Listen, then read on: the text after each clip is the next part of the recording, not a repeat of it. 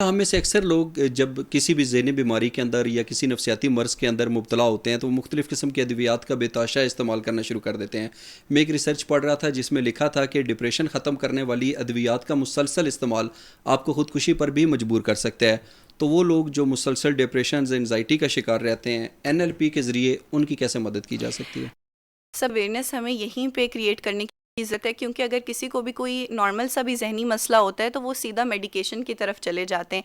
जबकि मेरा ये मानना है कि अगर आप नॉर्मल लाइफ चैलेंजेस से गुजर रहे हैं और अगर बहुत इनिशियल स्टेज पे आप NLP प्रोफेशनल की हेल्प ले लेंगे तो जो चैलेंजेस या जो रिजिलियंस आपके अंदर कम है या जो स्ट्रेंथ आपको बिल्ड करनी है अपने लाइफ इश्यूज़ को केटर करने के लिए, वो आप इनिशियली बिल्ड कर सकते हैं। सो मेडिकेशन की नौबत उसमें नहीं आएगी। सो NLP इसी चीज़ पे काम करता है कि आप अपने माइंड को इतना स्ट्रेंथन करें, आप अपनी स्ट्रैटेजीज़ को, कोपिंग स्ट्रैटेजीज़ को इतना स्ट्रॉन्ग करें कि आपको मेडिकेशन की लेटर ऑन फिर ज़रूरत नहीं पड़ेगी। पर होता यह है कि बहुत अरसे तक हम इस चीज़ को निगलेक्ट करते रहते हैं, अपनी मेंटल हेल्थ के ऊपर काम नहीं करते। सो बहुत अरसे बाद एक ऐसी स्टेज आ जाती है जिसमें हम अपनी नॉर्मल लाइफ फंक्शनिंग भी सही तरीके से नहीं कर पा रहे होते, और उस स्टेज पे फिर मजबूरन उनको मेडिकेशन की तरफ लेके जाया जाता है। लेकिन मेरा ये बिलीफ है कि सबसे पहले आप एक NLP कोच के पास जाएं, आप अपने अंदर स्ट्रेंथ डेवलप करें ताकि आपको कोई फर्दर इतनी नौबत आई ही ना कि एक मेडिकेशन के सिलसिले में आपको जाना पड़े।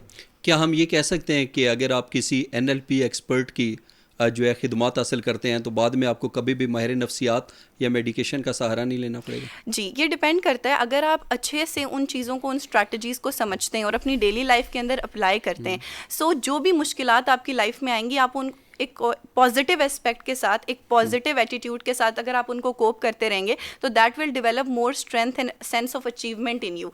तो वो आपके अंदर डिप्रेशन मजीद लाने के बजाय उसको आपकी फर्दर लाइफ चैलेंजेस से भी कम करता जाएगा।